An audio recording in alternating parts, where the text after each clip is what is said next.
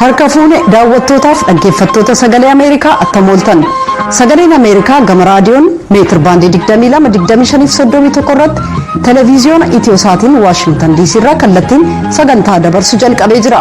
Guyyaan har'aa roobii fulbaana 22 bara 2021 akka lakkoofsa Itoophiyaatti immoo fulbaana 12 bara 2014 sagantaa har'aaf keessummeessituun keessan Antuu Jibee Horaati. Gama teeknikaan qophii keenya ka qindeessu Nugusuu Taammireeti. Sagantaa keenya har'aa keessatti gabaasaalee biyyarraa ergamaniif naannolee addunyaarraa nu dhaqqaban akkasumas asii ka qindeessine dhiyeessina. Oduutu dursaa gara jaalanneettan isin dabarsa.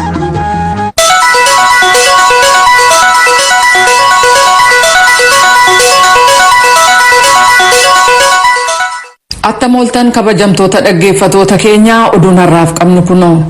Hidhattoonni adda bilisummaa uummata Tigraay magaalaa Nifaas Mawucaa keessa guyyaa 11 yeroo turanitti shamarran ol adeemtotaa fi dubartoota maanguddoo ta'an irratti humnaan gudeeddii geessisuu isaanii kanneen nurra ga'eera jedhanii fi jiraattonni magaalattii raadiyoo sagalee Ameerikaaf ibsanii jiru.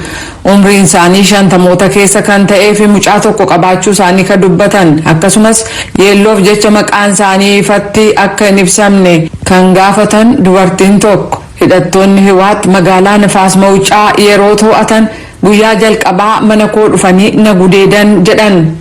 Boombi ይዟል፣ ካራ ይዟል፣ ክላሽ ይዟል። Boombii qabateera, albees qaba, qawwee kilaashii qabateera. Waan inni hin qabne tokkoyyuu hin jiru. Sochoonaan miila keen kutee gataanaan jedhe. Achii na gudeede. Namni naa dhaqqabeen turre. Inni tokko sakaaniif hin birmatu. Calluma jedhuu jedhan. Sambooda qarshii silaa liqaa ofirraa baasuuf kaa'atan 120 na jalaa fudhatan jedhu. Dargaggoonni manaa manatti deemuun tajaajila tola ooltummaa kennaa turanis kanneen hokkarri saalaa nurratti gaggeeffame jedhan kanaaf deeggarsa qoor-qalbii kennaa jiran. Dubartiin kabiraan umriin 30moota keessa ta'uu dubbatanii fi haadha ijoollee 3 maqaan isaanii akka hin ibsamne gaafachuun ijoollee isaanii duratti gudeedamuu fi ollaan iyya dhageessee dhuftes carraa wal fakkaataan ishee mudachuu ibsanii jiran. Magaalaa Nifaas Mawucaa ganda duwwaa 4 keessatti qof dubartoota 50 caalan gudeedamuu waltaasiftuun waa'ee dubartootaaf daa'immanii kan gandichaa adde Habtaam Mangistee ibsanii jiru.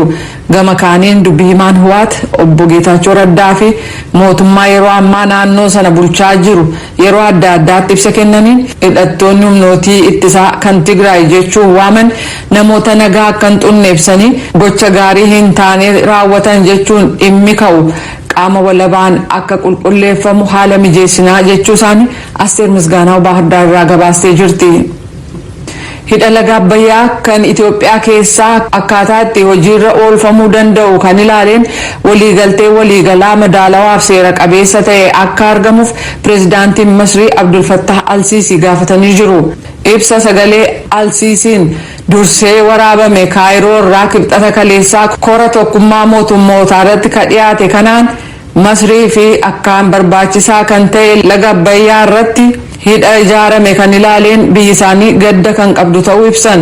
Masriif Sudaan golli nagaa eegumsaa marii hooggantummaa gamtaa Afrikaan gaggeeffamu akka itti fufu kan gaafatan yoo ta'u kunis falmii Itoophiyaa waliin jiru ni fura jedhu. Itoophiyaan immoo golli nagaa eegumsaa keessa seenuusaa mormaa jirti. Korri waliigalaa kan tokkummaa mootummootaa magaalaa New York keessatti gaggeeffamaa yeroo jiru kanatti jaarmiyoonni 30 wal ta'uudhaan xalayaa barreessaa duree tokkummaa mootummoota Antooniyoo Guutarreesiif biyyoota miseensota dhaabbataa kan gola nagaa eegumsaatii fi har'a dhiyeessanii jiru. Kunis hokkaraa fi beela Tigraay keessaa xumura akka argatuuf tarkaanfiin hatattamaa haa fudhatamuu gaaffii jedhu qaba. Baatii Sadaasa bara 2020 kaasee uummanni siviilii kan Itoophiyaa gama kaabaa gargaarsa tajaajila baankii quunnamtii jiran mararraa citanii uummanni miliyoona 1 ta'u haala beela fakkaatu keessa akka jiran akkasumas hedduun qarqara afaan beelaarra ka jiran ta'uu xalayichi ibseera. Walwaraansi kutaa sana keessatti gaggeeffame hokkara saalaa dabalatee dhiittaa mirga namoomaa bal'aa geessisuusaa nama beelessuunis akka meeshaa waraanaatti gargaaramuu fi uummata hedduminaan godaansisuun akka jiru ibsee jira.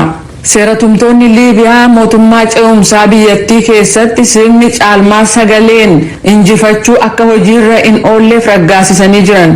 Tarkaanfiin kun immoo filannoo waggaa kana dhumatti gaggeeffamuuf karoorfamee ture irratti caalaatti shakkii uume. Muummichi ministeera Liibiyaa Abdulhamid Beebaa akka jedhanitti baatii muddee dhufu filannoo gaggeessuuf karoora ba'e akka hojiirra ooluuf mootummaan isaanii dhiibbaa godha. Kan dhaggeeffataa jirtan raadiyoo sagalee Ameerikaa sagantaa afaan Oromooti. Muummichi ministeeraa Biriteen, pireezidaantiin Veetnaamii fi pireezidaantiin Maalaawii hoogganoota addunyaa kanneen roobii har'aa kora tokkummaa mootummootaa irratti haasawaa dhageessisu jedhamuun sagantaarra kaa'aman keessa jiran. Muummichi ministeeraa Biriteen Booris Johnson guyyoota dursuudhaan haasawaa dhageessan irratti kan irratti qiyyaafatan jijjiirama qilleensaa kan ilaaleen tarkaanfii fudhatamuu akka qabu kunis sagantaa diinagdee addunyaa bayyanachiisu uumama irratti hundaa'ee ta'uun barbaachisaadha jedhan. Biyyoonni dureeyyiin guddina faalama qilleensaa dhaqqabeerraa bu'aa argatanii jiru ka jedhan Johnson amma immoo biyyootiin guddataa jiran diinagdee isaanii qilleensa uumamaa keessatti akka guddisan kunis haala waarinsa qabuun akka ta'u wiixata darbe dhaamsa tiwiitarii irratti barreessanii hubachiisaniiru. Muummichi ministeeraa Johnson yaada kana kan kennan pireezidaantii United States Joe Biden waliin White House keessatti eega wal arganii booda. Jijjiirama qilleensaa ittisuun mata duree olaanaa tarreeffaman keessaa yoo ta'u walgahiilee addaan qoodamuun gaggeeffamu irratti barreessaa dureen tokkummaa mootummoota Antooniyoo Guterres, pireezidaantiin Guatemaalaa fi pireezidaantiin Honduras kibxata kaleessaa marii gaggeeffame hoogganaa turan. Pireezidaantii United States Joe Biden haasawaa yeroo jalqabaaf gumii waliigalaa kan tokkummaa mootummootaa duratti dhageessaniin hariiroon dippiloomaasii dura dhaabbannaa qabu jabaan akka jiraatu waadaa seenanii lolli qabbanaawaa haaraa lamuu akka hin barbaachifne dhaadatan. Ajandaa addunyaan qabdu irrattis humna waraanaa United States gargaaramuun carraasa dhumaa malee ka jalqabaan ta'uu jedhan. Pireezidaan Biden haasawaa daqiiqaa 30 dhiyeessan kanaan dhukkuba COVID-19 fi jijjiirama qilleensaa irratti tarkaanfii jabaan akka fudhatamuuf dhiibbaa taasisan. Roobii har'aa immoo hoogganoota addunyaa kanneen biroo waliin waa'ee tallaalii COVID ilaalchisee marii gama marsariitiin ta'u gaggeessuuf jiru. Kan addunyaa irratti diinagdee fi faalama qilleensaa guddaa qabaachuun beekaman United States fi Chaayinaan kibxata kaleessaa jijjiirama qilleensaa kan ilaaleen adda addatti kan labsan qabu. Pireezidaantiin Chaayinaa Xi Jinping biyyi isaanii humna cilee gubuun argamu biyya alaa keessatti hin gaggeessitu jedhaniiru. Kana gochuun Chaayinaa waggootii lamaan walitti aananiif qilleensa naannoo kan ilaaleen walgahii tokkummaa mootummootaa gaggeessu irratti ajaa'ibsiifannaa argamsiiseefii jira. Pireezidaantii United States Joe Biden biyyoota hiyyeeyyiif gargaarsa maallaqaa kennamu dachaan dabaluun bara 2024tti doolaara biliyoona 11.4 kennuuf karoorfamuu ega labsanii booda Chaayinaan immoo kana beeksifte. Kunis biyyoota ho'a qilleensa addunyaa akka hin hammaanneef gochuuf hojiirra jiran tooftaa faalama qilleensaa Finfinneetti akka jijjiiran gargaaruuf oolaa jedhameera. Oduun har'aaf qabnu kanuma.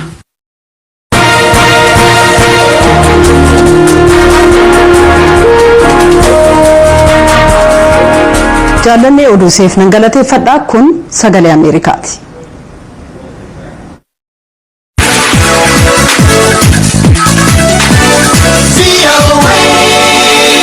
daawwattootaaf dhaggeeffattoota keenyaa sagalee Ameerikaa sagantaa afaan Oromoo galgala keessaa sa'a lama walakkaa jalqabee haga sa'a sadiitti teessoo keenya saatalaayitii Itiyoosaat kan ammaa gadi irratti nu argachuu dandeessu. VOA Itoophiyaa channel yookaan NSS Itiyoosaat Virtual Channel 57 degrees East irratti. lakkoofsa addaa ka sistemii virtual channel ammoo daawwattootaaf dhaggeeffattoota Itoophiyaa Eertiraaf Jibutiitiif 6230 ka Somaaliyaatiif 6231 ka Keeniyaatiif 6232 ordoftoota VOA 24 yookaan VOA 24 6233 akkasumas daawwattoota VOA TV yookaan TVMC duwwaajaaf 6229 kana malees marsariitii keenya VOA afaan Oromoof fuulawwan miidiyaa hawaasummaa keenyaa ka Feesbuukii, Tiwiitarii, Instaagiraamii fi Yuutuubii irratti nu argachuu dandeessu. Kan hordofaa jirtan sagalee Ameerikaa sagantaa afaan Oromooti. Amma gara gabaasaalee keenyaatti ceena.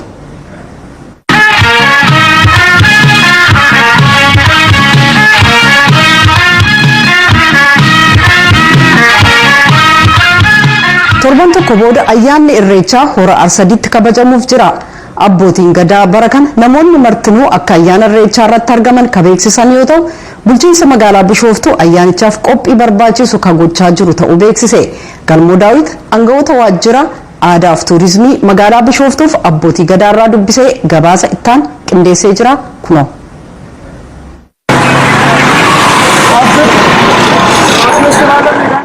Irreessa hora Finfinneen booda kabajamu irreessa hora Arsadiif magaalli Bishooftuu qophiirra jirti jedha waajjirri aadaa fi tuurizimii magaalichaa. Obbo Kibaboo Dabalaa hoogganaa waajjira aadaa fi tuurizimii magaalaa Bishooftuu kabaja ayyaana guddicha kanaa fi qophii taasifamaa jira jedhan akkasitti dubbatu. Keessumaa hedduutu biyya keessa biyya alaatiin nurratti dhufa. Keessumaa dhufu kan ammoo seeraan simannee seeraan keessummeessuun dirqama keenya waan ta'eef kana beeknee qophii haal duree gaggeessineerra. Magaalli keenya giddugala tuurizimii fi aadaa waan taateef giddugala kana caalatti keessummaa keenya simattee to'ii seeraan deebisuu akka dandeessuuf baay'inaan qophii gooneerra. Inni guddaan nagaaf nageenya uummanni keenya bahee akka deebi'uuf nageenya eegsisuudhaan wal qabatee uummanni keenya magaala keessa jiru hundi bakka jirutti nagaa akka tiksu namoota faallaa deeman to'achuun akka danda'amu barbaachisaan ta'e karaa qaama mootummaatis abbootii gadaa wajjin ta'uudhaan hojii bal'aan hojjetameera. Ammas kun cimee itti deema. Karaa biraatiin keessummaa simachuudhaaf waan barbaachisu keessaa inni tokko bakka bulan bakka nyaatan qopheessuudha. Kanaan wal qabatee hoteelota riizoortiiwwanii fi paarkii adda addaa irratti qophii barbaachisu hunda qulqullina akka qophaa'an kallattiin kennamee koreen dhaabatee koreen to'annoo gabaatii fi qulqullina hoteelotaa to'atu dhaabbateera. Kun waldaa hoteelotaa magaalaa wajjin ta'uudhaan qindoominaan hojii hojjetamudha. Yeroo kana haala kanarratti hubannoo guutuun kennamee uummanni keenya keessummoota seeraan simachuu akka danda'an garaagarummaan gabaallee akka hin uumamne kana to'achuudhaaf hojiin bal'aan hojjetameera. Karaa biraatiin qulqullina magaalaa eegsisuudhaan wal qabatee magaalli keenya magaalaa giddugala aadaas tuuristii harkisuu waan danda'u innaa jennu kanaaf haala mijataan uumamuu qaba. Haroowwan gaarreewwan jiran giddugala tuurizimii keessaa isa tokko. Naannoo kanatti qulqullinni isaa eegamee ta'e uummanni keenya nagaan dhufee nagaan deebi'uu akka danda'u an hojjetamu cinaa yeroo ammaa kana qulqullina naannoo haroowwan keenyaa eegsisuu irratti hojii bal'aatu hojjetamaa jira. Kanaafis koreen dhaabate yeroo ammaa kana hojii bal'aa gaggeessaa jira.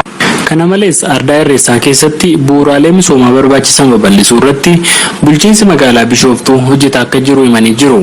Abbaa Gadaa Fiqaaduu Abarraa Hundee abbaa alangaa gadaa Tuulamaa ta'uu dubbatu. Tuutni abbootii gadaa ayyaana kana qindeessu hojiirra jira jedhu. Karooraan qabamee jira. Karooraan hoo qabamu ayyaanni kun waan ittiin kabajamus baajata adda addaattis ta'ee haala mijeessuus ta'ee hojmaatarra jira. Karooraan jira.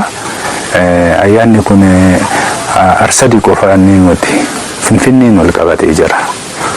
Dursaan kabajamu gaafa 22 hora Finfinneeti. Horri Finfinnee irrattis qophiin qophaa'amaa jira. Qophii kana san qopheechuu koruma kana gadumaa Tuulamaati. Abbaan gadaa Tuulamaati. Abbootiin malkaa hin jiru. Abbootiin malkaa qopheessuudha. Malkaan haxaaramuu qaba. Qulqullaa'uu qaba. Duraan dursee wanti jiru qulqullinni isaa maal fakkaata araddaa isaa mijeessuudha. Haala mijeessuurra jira. Qulqullinni isaa hojjetamaa jira. Qulqullaa'amaa jira. Qulqulleessaa jira. Koreen qulqulleessituun qulqulleessisaa jira. Magaallis qulqullaa'aa jira.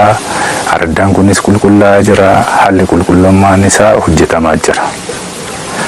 Inni hodhume booda abbootiin malkaa akka qophaa'anii mijuu isaanii jifuu isaanii qabatanii akka qophaa'anii kormeef bitamee kormeef dullachi bitamee haxaaratu nu'aafa. Abbaa Gadaa Fiqaaduu Abarraa Hundee sana boodas malkaa kanatti akka wanti xureessu hin seenne hojiin eegumsaa haga guyyaa irreessaatti taasifamaa jedhan. Asumaanis waa'ee qabiyyee lafaa kan malkaa Arsadiis yaada kennanii jiru. wanti kun karoora keessa jira. Hannu daangesse haala yerooti. Haala keessa jiru haalli yeroon kun mijataa nuun ta'an kana jedhee yookaan immoo akka ogummaatitti kenname kana jedhamee nuu kenname hin jiru. Hannu kenname hammatti jala bultii kanatti hannu kenname hangalmatu lama kaartaan isaa qabiyyeen isaa nuu kennamee jira. Hankanaa garuu maaliin daangeffamee jira? Tumaa sirna gadaatiin. Tumaa sirna gadaatiin waan daangeffamee jiru daangaan isaa araddaan isaa tumamee jira. Malkaan kun safuu qaba. Namni malkaa kana xureesse namni malkaa kanarraa waa godhe bosona jire muka jire seera malee yoo ta'e gadaatti dhiyaatee hin adabama. Waan kana beekuuf jiraatan naannoo kana shaffatee tuma jira. Daangaan isaa amma ammaatitti nu harkaa tuqamee hin beeku. Abbaa Gadaa Fiqaaduu Abarraa Hundee dhiyeenyattis bakka ulfoo kanaa fi kaartaan adda ba'ee akka kennamu abdii akka qaban himanii jiru. Obbo Kibaboo Dabalaa hoogganaa waajjira aadaa fi tuurizimii magaalaa Bishooftuu qabiyyee lafa irreecha horaa Arsadii kana hagam akka ta'e ifaan dubbachuu baatanus naannoo horaa kanarra warra seeraan ala qubate kaafnee amma sirnaan kunuunsi taasifamaa fi jira jedhanii jiru. Gabaasa Sagalee Ameerikaaf Kalmuu Daawit horaa Arsadii Bishooftuu.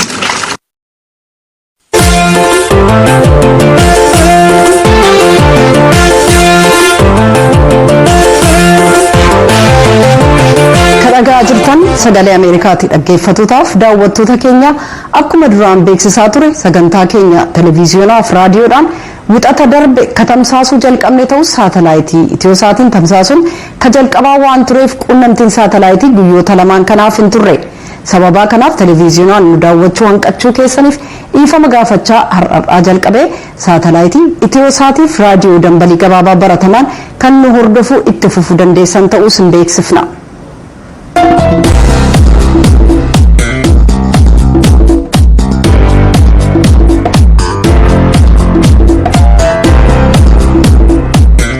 Barataan Yuunivarsiitii Amboo kamuummee barnoota ikoonomiksii kata'e Daanyee beeksisaa eebba baranaa irratti guutummaa yuunivarsiitichaatti qabxii olaanaa fiduun waancaaf meedaaliyaa warqee badhaafame. Kun cimee hojjechuu koon bu'aa anaaf argameedha jedha. Daanyeen achuma yuunivarsiitichatti hafe barsiisaa akka ta'u abdiidhaan dubbata rakkoolee fi yaaddoo qabullee ibsee jira. Eebbifamtoota yuunivarsiitichaa kabara kanaa kaanis itti dabalee Naakoor Malkaa gabaasa qindeesse kanattaanee dhiyaata. Yuunivarsiitiin Amboo torban darbee gaafa sanbata xiqqaa barattoota 4,400 ol sagantaawwan barnootaa garaagaraan amma digirii sadaffaatti barsiisaa ture eebbisiisee jira. Sirna eebbaa kanarratti akkuma yuunivarsiitichaatti qabxii olaanaa fiduun barataan waancaaf meedaaliyaa warqee badhaafame Daanyee beeksisaa jedhama. Daanyeen akkaataa itti badhaasa kana argate ibsuun biratti bu'aa bahii keessa darbellee akkasuma raadiyoo sagalee Ameerikaatti himee jira.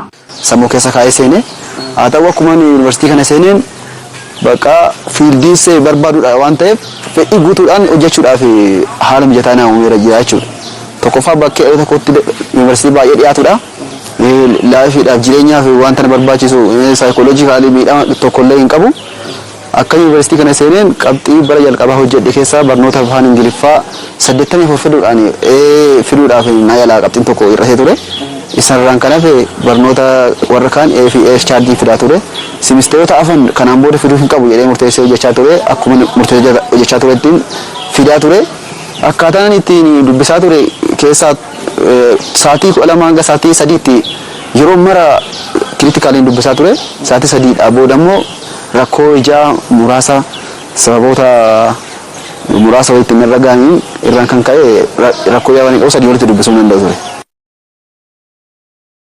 Daanyeen kaayyoo isaa gara fuulduraa ilaalchisee akka dubbatetti ammallee barnoota itti aanu barachuudhaaf karoorsee jiraachuu hima. Anillee kanaan booda kan gochuu barbaadu jireenya kiyya jijjiiruudhaan cinatti ammallee dabalee baradhee barnoota ikoonomiksii itti fufee biyya kiyyaaf moodela ikoonomiksii jechuun poolisii fi istiraateejii yookaan tarsiimoo dinagdee biyya keenya ittiin guddachuu dandeessu tokko lafa kaa'uudhaaf ammallee barumsa kiyya sadarkaa itti aanutti ispeeshalaayizdi godhee fiildii ikoonomiksii tokko irratti ispeeshalaayizdi ta'e biyya kiyyaaf moodela dinagdee tokko buusaa jedhee yaada. Abdii fi yaaddoo qabu laalchisee illee badhaafamaan waancaa yuunivarsiitii Amboo kun akkas jedha. Badhaafama warqee yuunivarsiitii Amboo ergan ta'e booda yuunivarsiitiin keenya asumatti haftee tajaajiltaa asuma haftee hojjettaa barumsa keessi barsiifnaa jedhanii naaf himuun isaanii tokko akka abdiittan fudhadhaa maaliif barumsa kiyya haala salphaadhaan maastarsii kiyya barachuu danda'a PhD kiyya barachuu danda'a kun abdii isa guddaadha. Akka yaaddootti wanti lafa kaawwee jiraate immoo haala nageenya biyya keenya keessa jiru kana wal qabatee rakkoo dinagdee fakkeenyaaf rakkoo qaala'insa gabaatiin wal qabatee jiru isawwan kun booda deemanii rakkoo dinagdee hawaasummaa fi siyaasa biyya keenya keessatti cimsaa deemu jedhee tilmaaman qabutu jira. Isa kanas akka yaaddootti yoon kaasu malee abdii akka fuudhaaf danda'amuuf anillee gahee koo nan ba'a jedhee waan yaaduuf yaaddoo guddaa jedheen tilmaamu. Dabalataan eebbifamtoota yuunivarsiitii Amboo kanneen biroo muraasni illee akkasuma abdii fi yaaddoo gara fuulduraatti qaban raadiyoo sagalee Ameerikaatti himanii jiru. Kan ofii osoo hin baratiin osoo ofii hin baratiin na barsiisan ofii rakkatanii kan rakkoo keessaa na baasan isaan gargaaruu fi jireenya isaanii fooyyeessuu irratti kan baratiin barsiisuu irratti xiyyeeffata. Kaayyoon kiyya guddaan hawaasan baratiin barsiisuudha. Waan hin baradhe kanaan uummata jijjiiruudha. Mootummaan carraa garagaraa baasee warra barate kana ijaaree nama biraatiif illee akka fakkeenya ta'u hojii mataa isaa illee uummatee nama baay'ee jira kan birrii qabee taa'uun kan waan hojjetuu wallaale jechuudha. Carraa dila san hunda akka hojiitti jijjiiruun gaafadha ijaaramne jechuudha walumaanuu. Warqaalem Tamasgeen Taafasaan jedhama. Ani kan inni eebbifame Industrial Engineering Department irraati. Yaaddoon keenya siyaasi biyya keenya rakkoo waan qabuufi carraan barataan illee qacaramuunsaa baay'ee dhiphaadha. Kanaaf barataan gatee akka godhatuuf namni barate gatee akka godhatu yoo barbaadan siyaasa biyyaa sirreessuun dirqama ta'a. Maqaan koo Muhammad Ibrahim jedhama. Kanan dhufee godina Baalee Aanaa Dalloomanaa irraayi. Kanan eebbifame immoo muummee barnoota arkitekcheraa fi arban pilaaniingiitiin kaampaasii Hacaaluu Hundeessaa irraa jechuudha. Yaada kootti ganaa ba'anii sababa amma addunyaa irra jiru dhibee koronaa kana wal qabsiisee ba'anii hojii soqachuu barbaadachuuf wantoota garaagaraa kun chaalenjii guddaadha jedhee yaada. Yoo tattaaffii bareeda goone ta'ee inni fuuldura keenya ifa ta'a. Maqaan kiyya Saadaam Hussein Abduu jedhama. Dipaartimentii injiinaringii irraa siviil injiinaringii irraa eebbifamee jira. Namni kamuu abdiis akkasuma yaaddollee ni qabaata. Ana wanti addana taasisu yaadu yaaddoo kiyya caala abdiin qabudha. Abdii qabu ilaalee yaaddoo kiyya natti himamaan fakkaatu. Maatii eebbifamtootaa keessaa illee dubbisneerra. Maqaan koo Hussein Abduu jedhama. Eenyuun eebbisiistan? Ilma koo Saadaam Hussein jedhama. Abdiin koo guddaadha garuu hojii argannaa irratti rakkoon waggaa danuu barateera. Carraa hojii isaa akka rabbi argamsiisutti yaaddaamana rakkama. Yuunivarsiitii Amboo dabalatee yuunivarsiitonni Itoophiyaa keessatti argaman biroo silaa barattoota bara 2013tti eebbisiisuu qaban sababaa dhiibbaa weerara vaayirasii kooroonaa irraan kan ka'e yeroo ammaa bara 2014 keessa eebbisiisaa jiru. Gabaasa raadiyoo sagalee Ameerikaaf Naakor Malkaa Amboorraa.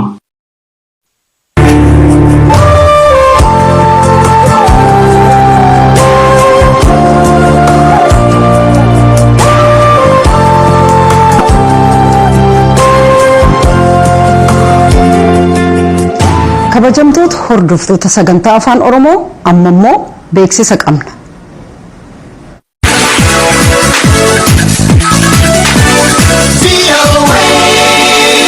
daawwattootaaf dhaggeeffattoota keenyaa sagalee Ameerikaa sagantaa afaan Oromoo galgala keessaa sa'a lamaa walakkaa jalqabee haga sa'a sadiitti teessoo keenya saatalaayitii Itiyoosaat kan ammaa gadi irratti nu argachuu dandeessu. VOA Itoophiyaa channel yookaan NSS Itiyoosaat Virtual Channel 57 degrees East irratti. lakkoofsa addaa ka sistemii virtual channel ammoo daawwattootaaf dhaggeeffattoota Itoophiyaa Eertiraaf Jibutiitiif 6230 ka Somaaliyaatiif 6231 ka Keeniyaatiif 6232 hordoftoota VOA 24 yookaan VOA 24f 6233 akkasumas daawwattoota VOA TV yookaan TVMC duwwaajaaf 6229 kana malees marsariitii keenya VOA afaan Oromoof fuulawwan miidiyaa hawaasummaa keenyaa ka Feesbuukii, Tiwiitarii, Instaagiraamii fi Yuutuubii irratti nu argachuu dandeessu.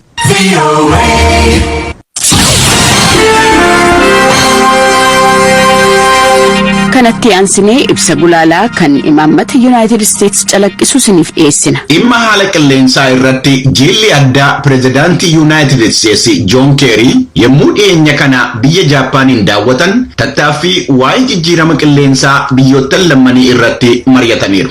United States gaazii gubataa nageenya naannoo miidhu biyyoottan qilleensa irratti gallakkisan keessaa Chaayinaa taantee lammaffaarra jirti.